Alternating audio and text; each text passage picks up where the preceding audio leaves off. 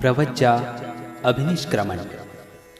सेनापति बोला, तुम्हारी बात मानना कठिन है, क्योंकि यदि तुम स्वेच्छा से भी मृत्यु अथवा देश निकाले का वरण करो तो भी कौशल नरेश को इसका पता लग ही जाएगा।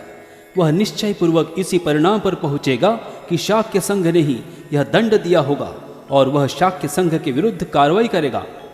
यदि यह कठिनाई है तो मैं आसानी से एक उपाय सुझा सकता हूँ।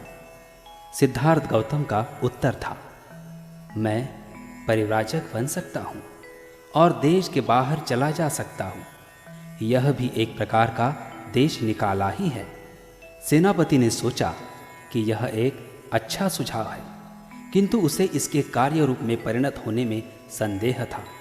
इसलिए सेनापति ने सिद्धार्थ से पूछा, बिना अपने माता पिता और पत्नी की अनुज्ञा के तुम परिव्राजक कैसे बन सकते हो?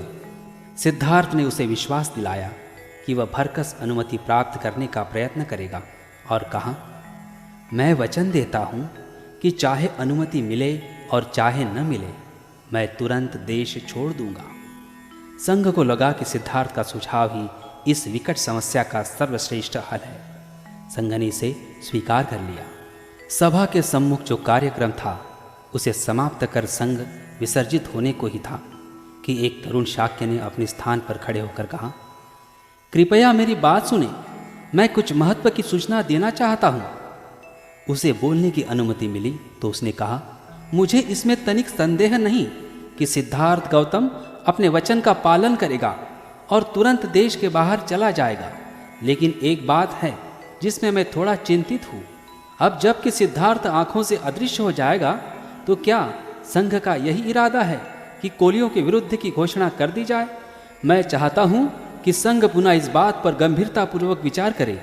कुछ भी हो, कौशल नरेश को सिद्धार्थ गौतम के देश निकाले का पता तो लग ही जाएगा।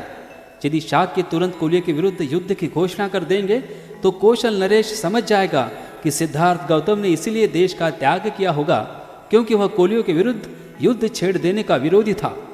यह हमारे लिए अच्छा न होगा।